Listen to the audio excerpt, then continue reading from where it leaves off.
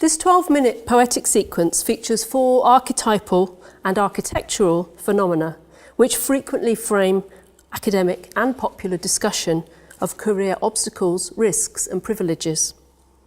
They are the glass ceiling, the glass escalator, the glass cliff and the glass closet. In the poem, 4 sections, ceiling, cliff, escalator, closet, each contain 2 poems which are distillations of interview transcripts and participants' own words combined with original poetry. These are then contained within the framework of a prologue, 2 choruses and an epilogue featuring the voice of the researcher as a narrator and commentator. Prologue. Here's the prologue, and I, the poet, to deliver it. To set the scene before I tell the stories I have found of university and those within this workplace, glassed and gendered, of confines and horizons, of ceiling, escalator, closet, cliff, metaphors archetypal, architectural, fields of battles lost and won and endlessly, it seems, ongoing in the body corporate, Massey's highly specialised envelope of space-time. But note, this poet is of this body, insider, paid-up member, and gendered too. Do not expect objective truth. Ceiling. 1. It's a bit of a myth, the glass ceiling. Didn't we smash it some time ago? Aren't we prime ministers, bishops and CEOs? All the paperwork has to be equal, and the pay. Well, there's some way to go. I can see where I want to get to, not the top, just a place where I know my work matters, and I'm something to show for my labour, not ticking boxes. But why is it all so damn slow? And if I got there, would it be so rose-tinted? Perhaps it's better to stay here below and not try. Just go with the flow. But one day I might blow a gasket, lose my cool, hit the roof, smash right through. Watch out. 2. She said, get the kids to university first, then we'll talk about a PhD. He said, you look great in that dress. She said, I can't say with any certainty we'll advertise. Keep an eye on the press. I said, I've been doing the job anyway. He said, I'm always impressed by your student evaluations. They love you. I said, I want to progress. She said, right now you're not ready. He said, I think you're the best. I said, forget it.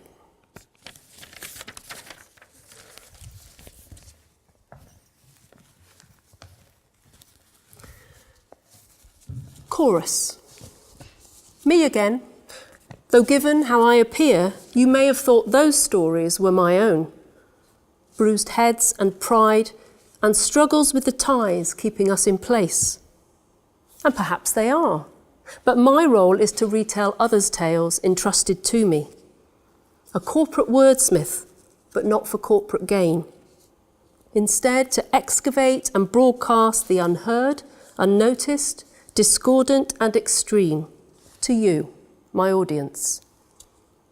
And so we shift our scene beyond, escalate our view to the looping and transparent stair, the means of transportation for the few, and to the hidden spaces in which some remain unseen. Escalator. 1. It works like this. Step on, stand still, and effortlessly, it seems, you rise. A stair does not discriminate. A motor just keeps running. You're carried upwards. And between floors, you pass those whose journey started sooner and was interrupted, so must pause and wait to step back on. You wave and travel on. The motor down below hidden from view, the machinery of privilege concealed.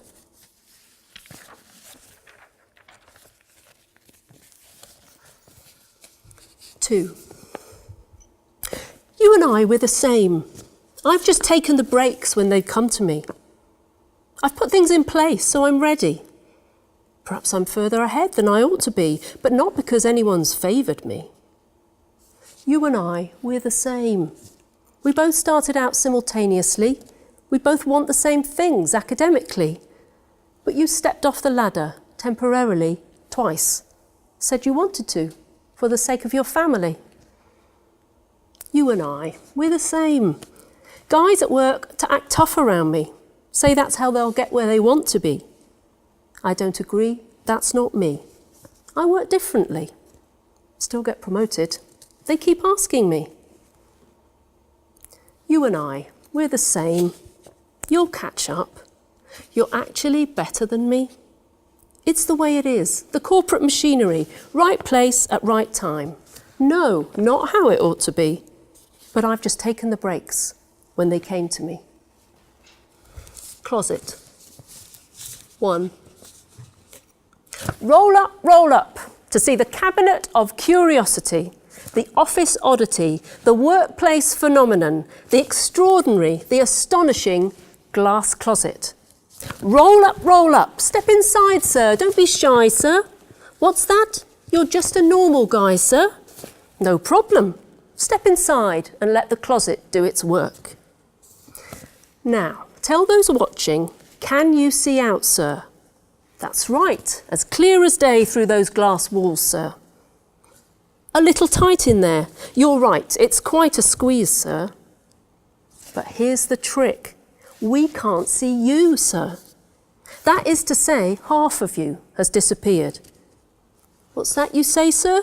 Your better half. Oh, you're a laugh, sir.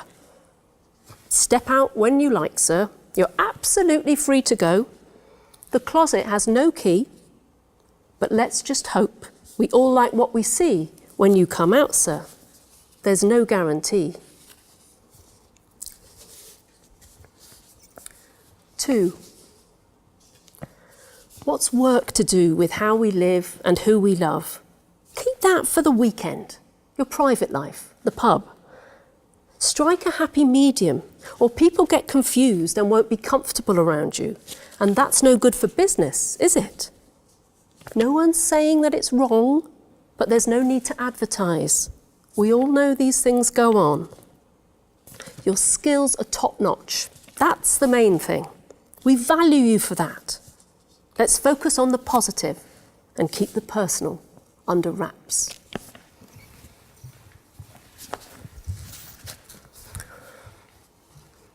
Chorus. All in a day's work? Let's take stock before reflecting on our final plane. We've heard from those confined by glassy horizontals, joisted by power, overt and invisible. The same that drives and hides machinery transporting some to higher floors. We've heard from those who make themselves invisible, wrapping in opacity the fragments they fear distorted most. And this, all in a day's work. So, finally, to the glass cliff, that jagged pinnacle affording prospects and precarity, spectacle and fragility. Cliff. 1. The air is thinner here, where summit meets sky, then drops away sheer. Fail here, fail utterly. Your fall hastened by weight of peers' expectations, the cries of what did you expect? And haunted by yearning of those climbing after, whose lungs must work harder to breathe the same air. 2. Even now in my meetings, I'm still faced with wall-to-wall suits. And I still hear my colleagues repeating the proposals I tried to get through weeks ago. Great idea. If I'm chair, their language is muted. I know they just wouldn't dare talk the way they do to each other when the feminist police are not there. I wanted this job. I'm ambitious.